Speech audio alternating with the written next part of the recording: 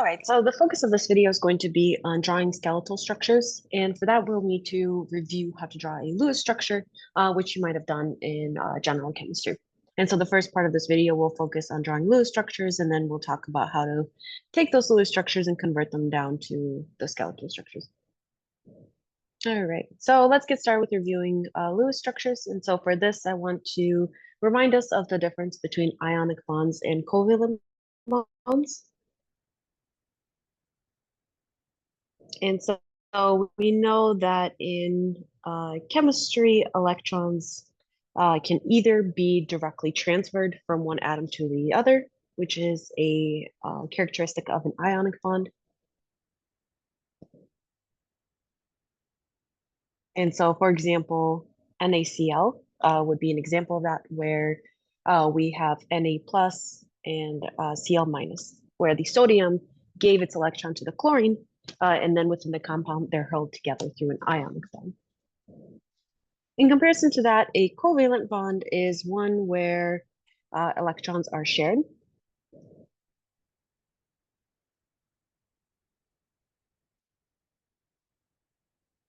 Between two atoms. And in general, almost everything in organic chemistry is going to surround covalent bonds. We'll very rarely see any ionic bonds or metallic bonds or anything like that.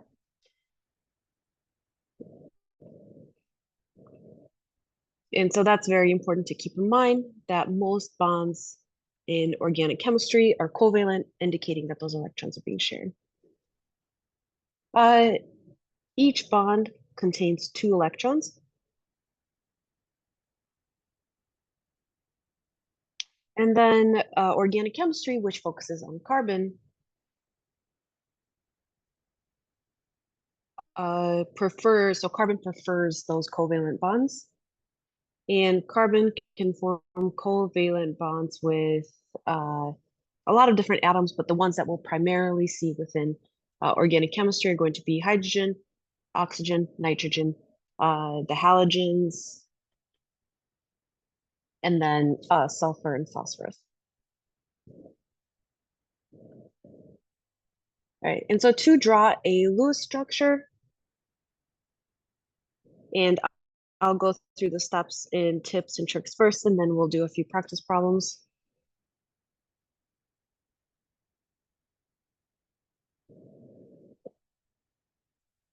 So first, we want to determine the total number of valence electrons.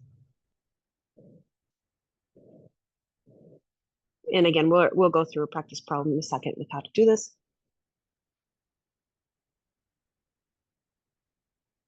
And if we recall from general chemistry, the column that an atom is in gives us the number of valence electrons for that atom.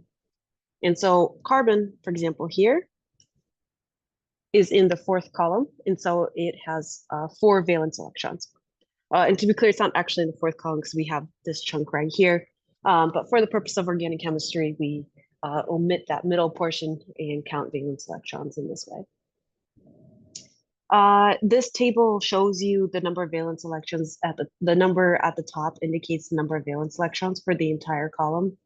So carbon has these 4, something like oxygen over here has 6, and so on.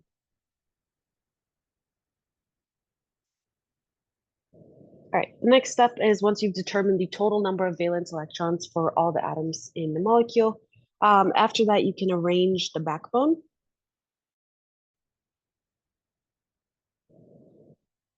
And connect all atoms with a single bond.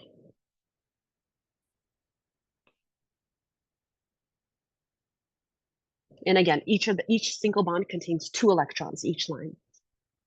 Then after that, we're going to fill in the bonds, any extra bonds that we need. So if we need double bonds or triple bonds, and then any lone pairs that we need.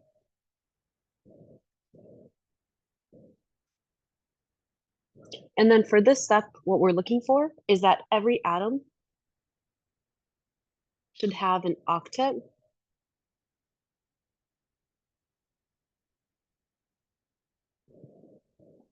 And this is for any neutral molecule. In a couple videos, we'll talk about molecules that have a charge. And so we'll see that in those, we might actually have a charge, and some of the rules that we're following here won't be quite the same. All right, and then the exception to this is that hydrogen prefers two.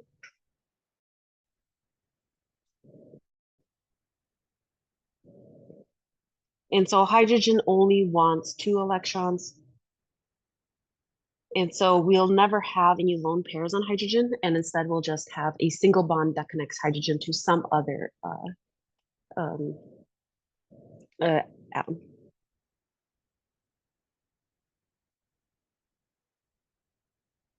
Okay, and so those steps might be similar to what you've seen before. I have a table here that I like to draw out for students that discusses some different tips for drawing out a Lewis structure, and just to avoid some common mistakes. So the first is that different atoms prefer a different number of bonds and lone pairs.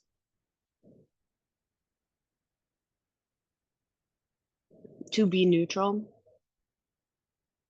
And so here, what I'm going to do is draw out a table for each degree. For each atom, and then the number of bonds that it prefers, and lone pairs.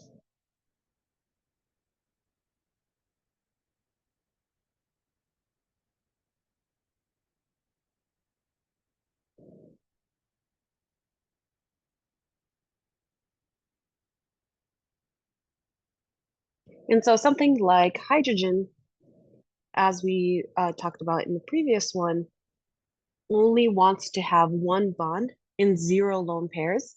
And that's because hydrogen is so small that it can't accommodate any extra electrons. Carbon, which is going to be basically in every single organic molecule that you encounter, is going to prefer four total bonds and zero lone pairs. And in a couple videos, we'll talk about why that is in terms of its preferred charge. But for now, this will satisfy our Lewis structure requirements. And then the next one that I want to fill in is nitrogen and oxygen. Nitrogen prefers three bonds and one lone pair. Oxygen prefers two bonds and two lone pairs. And then the last category are the halogens. And so these prefer only one bond, but three lone pairs. And so similar to hydrogen, they're always going to be on the outside of the molecule. They're never going to be inside. But instead of having zero lone pairs, they'll just have three. Okay, two smaller tips is never place a hydrogen or a halogen in the middle of a molecule. So it should never have like two bonds branching off from it. It should always be on the outside of the structure. And then the last one is build around a carbon backbone. And then fill in everything else as we go. All right, so let's do a few practice questions, and we'll start off with some easy ones and then kind of work our way out.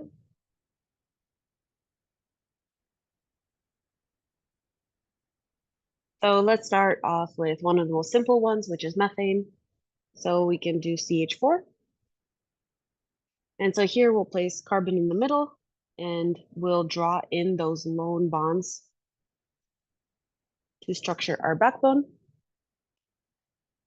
And so we can count the number of valence electrons here. So carbon has 4 valence electrons, and hydrogen has 1. And again, we know that based off of the periodic table. If we go to the column that each of those are in, we can see that hydrogen is right here with that 1 valence electron, while carbon is right here with those 4.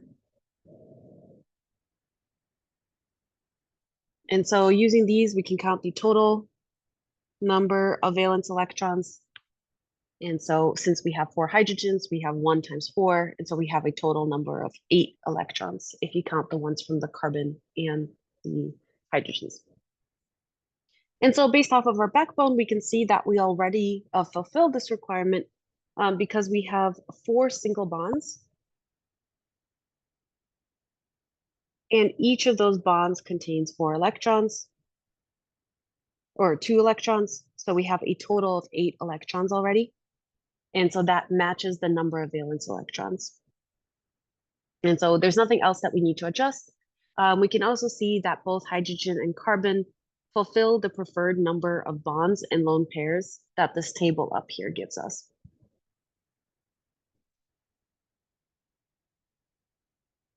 All right, let's do this next one. So let's do O2.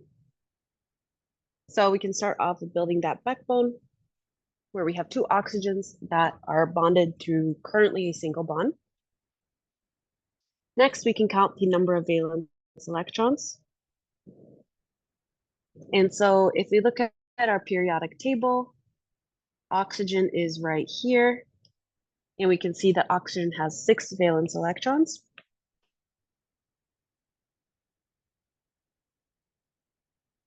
And so if we multiply by the 2 oxygens that we have a total number of 12. And so here we can see that we have these 2 oxygens. We've so far only used 2 electrons. If we go back to our table here, we can see that oxygen prefers to have 2 bonds and 2 lone pairs. And so from here, on this molecule, we can add in our 2 lone pairs to each oxygen. And now we also know that each of those oxygens wants 2 total bonds, and right now each one only has 1. So we can draw in a second one between the 2 oxygens to give a full octet to each oxygen. And so based off of this, we can see that our structure has 4 lone pairs total. So that's 8 electrons. And then we also have 2 bonds here, which is 4 electrons. And so in total, we have 4 plus 8 matches our 12 right here. And so I think a lot of times when people approach Lewis structures, they approach them through trying to fill in the electrons. I really suggest approaching it through this table instead, where you're looking for how many bonds does each atom want to have. And then usually that, like 99.9% of the times, it ends up matching the total number of valence electrons that you have. And so this is kind of just like that check that you should do at the end.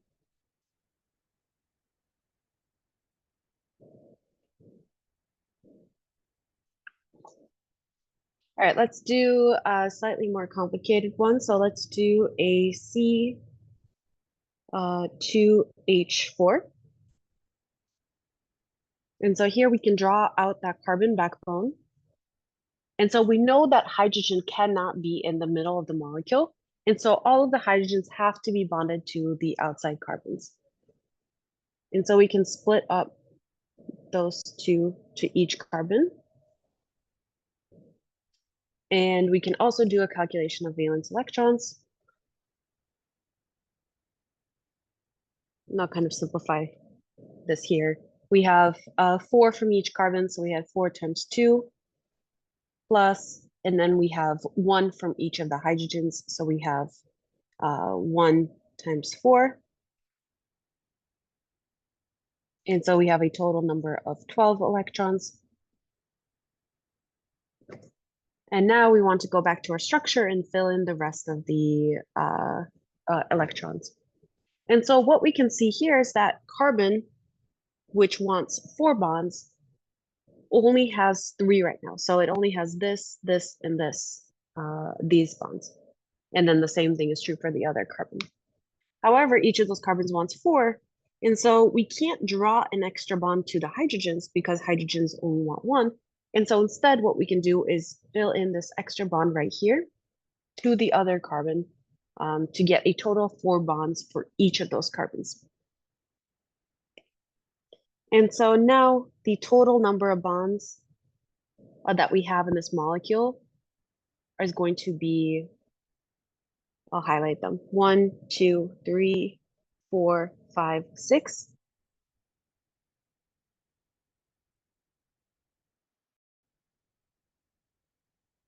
And so each of those has 2 electrons. And so now we can see that we matched, again, the valence electrons. All right, this next one, I recommend pausing this video here and doing this one out yourself and then resuming it once you're done. So here what we have is C2H2. And so similar to before, we can structure it where we place those carbons in the middle and the hydrogens on the outside. We can calculate the number of valence electrons. And so we have 2 carbons, each of which has 4 electrons. And so we have 10 electrons here total. And now we know that those carbons in the middle want a total of 4 bonds. And so right now they only have 2. And so to make sure that carbon has 4, we can draw in extra bonds here between the 2 carbon atoms. So each of those carbons now has a total of 4 bonds. And so now this molecule has a total of 5 total bonds, the 3 in the middle, and then the 2 to the hydrogens. And so we end up with a total of 10 electrons. That matches the valence electrons that we get from our structure. All right. So far we've been primarily working with carbons. So let's take let's do one more carbon one, a longer molecule. And so something that's really common in organic chemistry is kind of these longer chains of carbons. And so this representation right here shows that these hydrogens right here are bonded to the carbon in front of it. These 2 hydrogens are bonded to this carbon, these hydrogens here, and so on. And so when we draw out our skeletal structure, we can place this carbon chain in the middle. And then each of those hydrogens that's in parentheses or circled after, we can add on to that backbone. And so we can count our total number of valence electrons. And so here we have 4 carbons, each of which has 4 electrons. And then we have a total of 10 hydrogens. So we'll have 1 times 10. And so we'll have a total of 26 electrons. And then if we look at our structure, we can see that basically all of our requirements are already complete. Each hydrogen has 1 bond. Each carbon already has 4 bonds. So for example, we can take a look at this carbon in the middle. So we can see that it already has 4 bonds to that middle carbon. So that one's happy. We can take a look at something like this terminal one. You can see that one also has 4 bonds. Any carbon that we look at is already happy. And so now we can count the total number of bonds to just make sure that the number of valence electrons matches what we drew out. And so we can see that we have a 13 total bonds, which would give us the same number of electrons as we counted out for the valence electrons.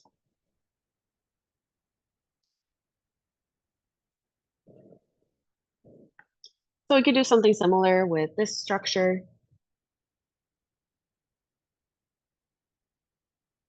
Except now note that those middle carbons only have 1 hydrogen instead of 2. And so when we draw this out here, we can see that those 2 middle carbons are missing a complete octet, or they're missing 4 bonds. And so for example, this red one right here only has 3 bonds right now. And same thing with the one next to it. And also when we count our valence electrons, we see that now we have two fewer hydrogens, and so our total number is reduced to 24 electrons. And so to make sure that we complete those carbons, we have to make sure that each of those carbons has 4 bonds. And so the 2 carbons that are missing a full octet right now are those 2 in the middle. And so we can add in a additional bond between these 2 in the middle, so that now each of those carbons in the middle has the 4 that it wants. And so now what we see is that in comparison to the structure right above it, we now have a total of 12 total bonds instead of 13. And that those bonds match the 24 electrons that we expect this molecule to have. And so what we also notice is that the loss of those 2 hydrogens from the structure resulted in an extra double bond in the middle of the molecule.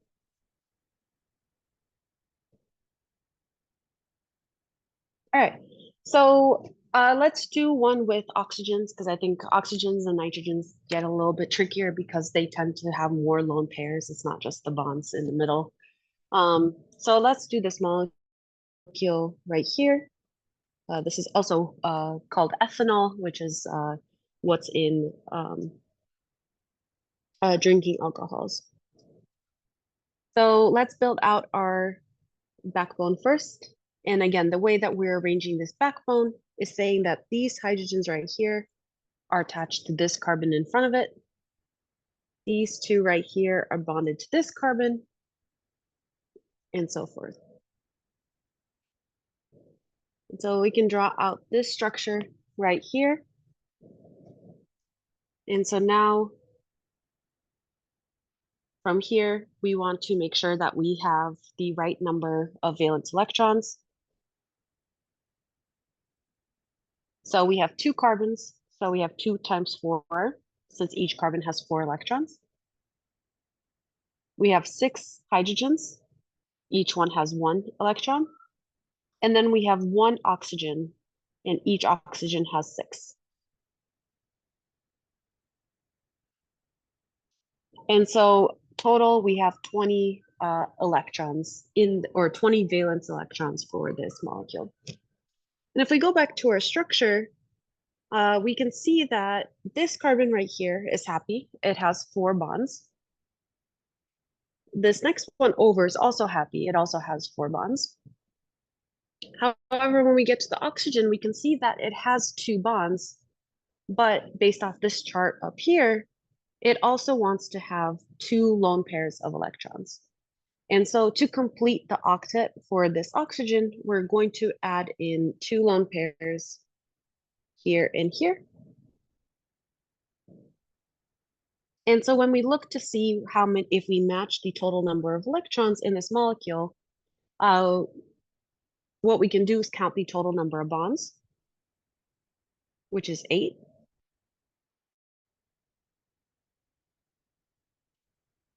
So that's 16 electrons. And then we have 2 lone pairs, which is 4.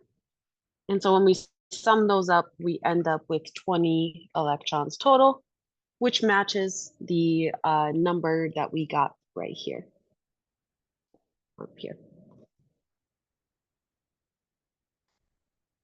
All right, let's do one more with oxygen, then we'll do 1 nitrogen, then we'll move on to skeletal structures.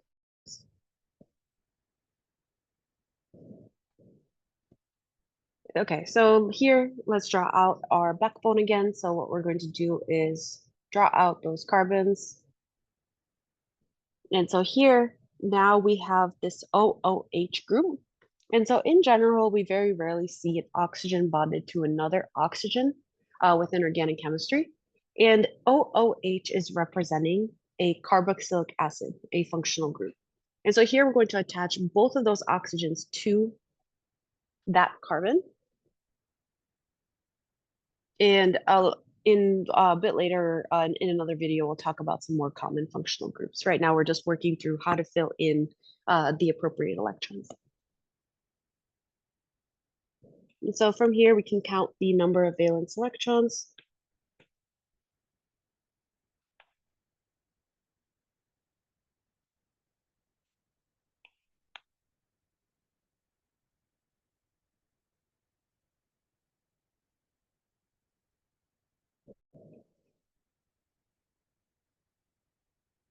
And so we have two carbons, each of which has 4 electrons. Then we have 4 hydrogens, each of which has 1. And then we have 2 oxygens, each of which has 6. And so in total, we end up with 24 electrons here. If we go back to our structure, we can now check to make sure each atom's happy. So we can see that this left carbon has its 4 bonds, so it's going to be happy. This carbon right here in the middle currently only has 3. And so now we have to figure out, where do we add in an extra bond to make sure that this carbon has 4? And so for that, we have to look at the bonds that it's already forming. So we know that we can't make an extra bond to this left carbon because that carbon already has 4 and we can't add in a 5th one. Next, we can take a look at this oxygen on the right and see if that one could potentially accommodate an extra bond. And so what we see is that this oxygen has already 2 bonds.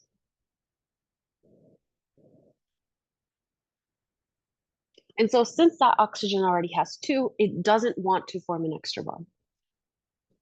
And then we can take a look at this oxygen up here. And so this oxygen only had 1 initially. And so we know that that oxygen can accommodate and actually wants to have another bond to fulfill its requirements that are in that table from above. And so to take care of both this carbon and this oxygen at the same time, what we can do is add in this double bond to between the carbon and the oxygen. And so now that carbon highlighted in red now has 4 bonds, 1, 2, 3, 4, and it satisfies the requirements of that table. Now every atom has the number of bonds at once. The oxygens both have 2, and the carbons have 4, and the hydrogens all have 1. And so the last thing we have to do is make sure we add in those lone pairs. And from the table, we know that oxygen wants to have 2 lone pairs. And so we're going to add in 2 lone pairs to each oxygen. And then as the last check, what we're going to do is make sure we have the correct number of total valence electrons within our molecule. And so within the structure of this molecule, we have 8 total bonds.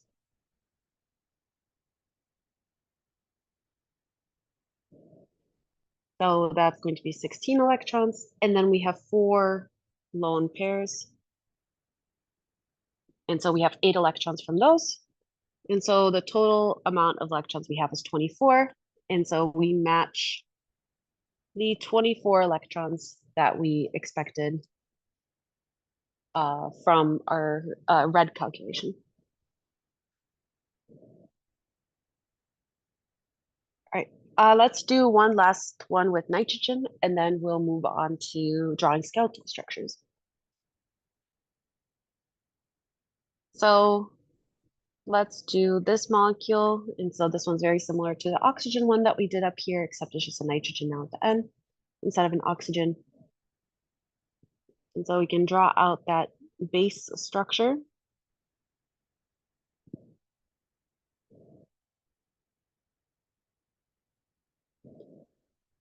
And count the total number of valence electrons that we have.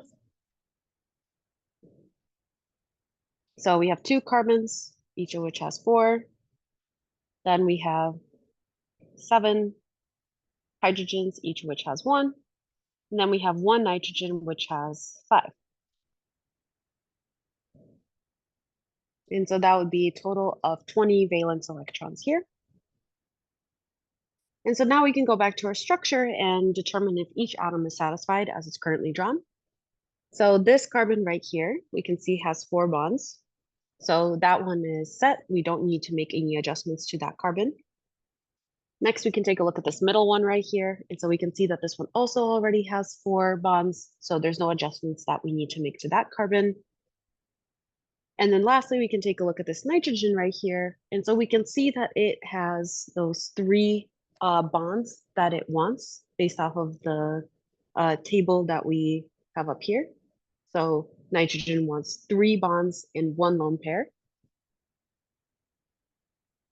And so if we go back to our structure here, we know that we should add in 1 lone pair to that nitrogen so that we have a complete octet on that nitrogen. And so if we count the total number of all the electrons that we have in the structure, we have 9 total bonds, which gives us 18 electrons. And then we have 1 lone pair, which gives us 2 electrons. And so we have a total of 20 electrons in this molecule.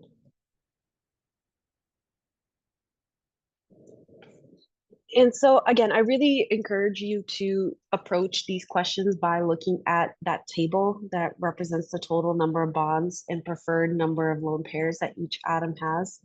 By approaching it through that framework, I think it's like basically everything ends up lining up at the end of it, and it's very convenient.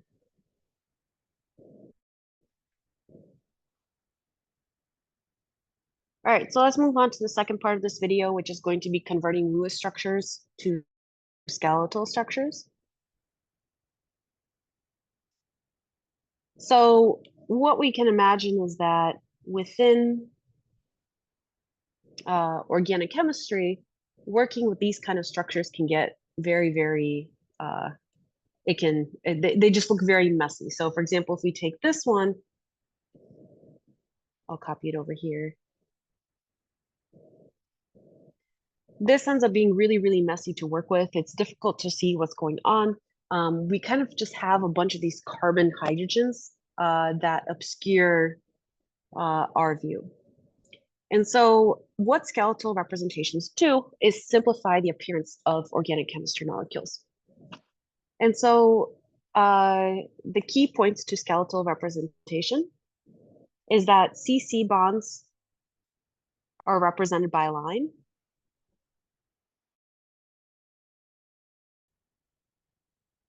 And I'll draw out what those look like in a second. The next part is that CH bonds are omitted. And so they're implied. You should be able to look at a skeletal representation and be able to identify that there are hydrogens on that molecule. The other thing is that lone pairs are usually not shown.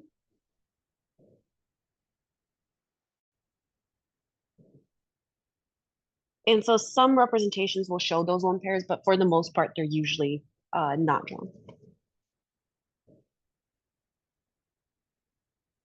And so again, you should be able to look at a structure and identify that that atom has lone pairs at that site. Another part is that NH and OH bonds are still shown. So you don't omit those hydrogens. You do have to draw in any hydrogens that are bonded to a atom that's different from carbon.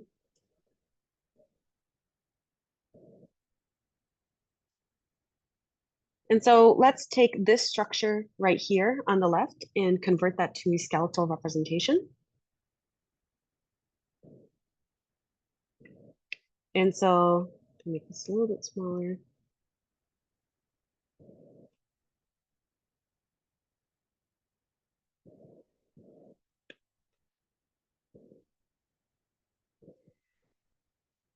So to convert this to skeletal representation, we're going to take every carbon-carbon bond and make it a line. And then every hydrogen, a carbon-hydrogen bond, we're going to exclude. And then one thing that I forgot to mention up here is that we're going to use a diagonal or a zigzag to show multiple carbon-carbon bonds that are connected.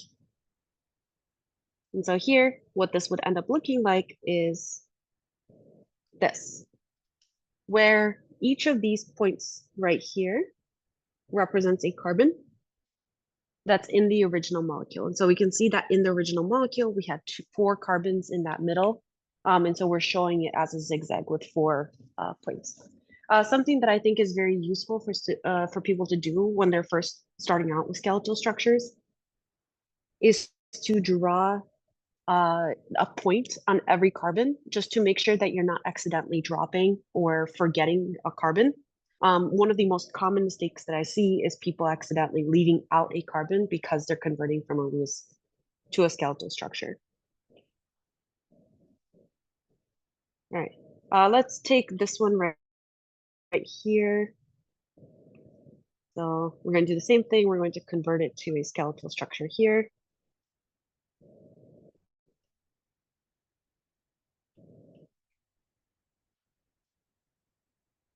And so again, what we're doing is we're going to take those carbon-carbon bonds in the middle and draw out a line. And then here, we're going to draw a double bond to that oxygen. And we're going to do a zigzag to this oxygen hydrogen on the right. And so this point right here and this point right here represent the two carbons that are in this structure on the left here.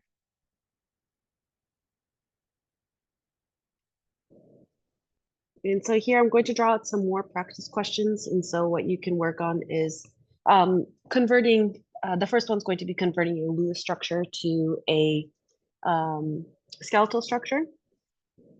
And these are going to be slightly more challenging here. And then the next one is going to be converting a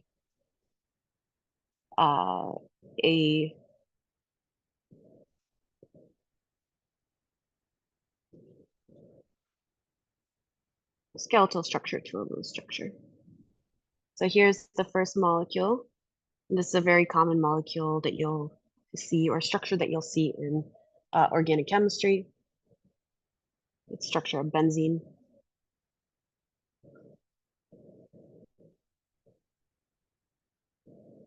And then in this other one, I'm going to do the other direction. We're going to convert from a skeletal to a Lewis structure. So again, while I'm drawing these out, I encourage you to kind of try to fill in these and think about like what they would potentially look like. All right, so let's, I'm going to answer these now. So let's take that first one.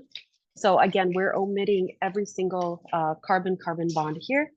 And instead of drawing out the carbons, we're just putting a point at the location of the carbon. And so we can see that we have a hexagon. So here I'm going to draw out a hexagon. And now we have to fill in those double bonds. And so we have a double bond here, we have a double bond here, and a double bond here. And so we don't need to show the hydrogens that are on the outside because again, skeletal representation implies that they're there. And so this is going to be the skeletal representation of that structure. Now we can take a look at this bottom one, and this one's a little bit trickier because it's a bit bigger. And so here, what we can do first is draw out a carbon for each point in the molecule. So I'm going to add points where all the carbons should go.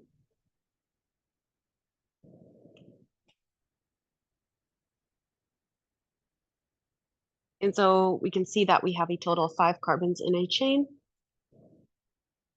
And then at the end, we have an O and a hydrogen. And then on this carbon right here, between the two green ones, we should have a double bond. So we're going to add in another bond right here.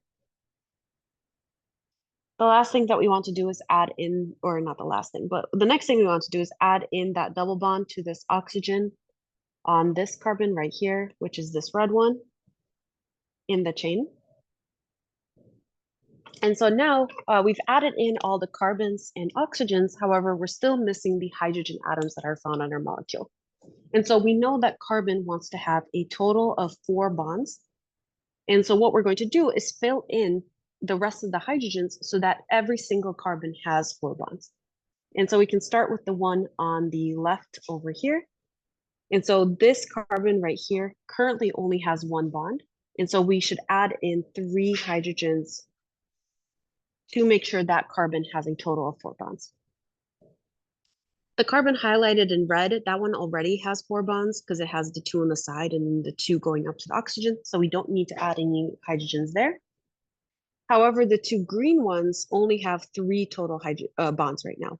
And so we would want to add in an extra hydrogen to each one of them. And so now each of those green ones has a total of 4.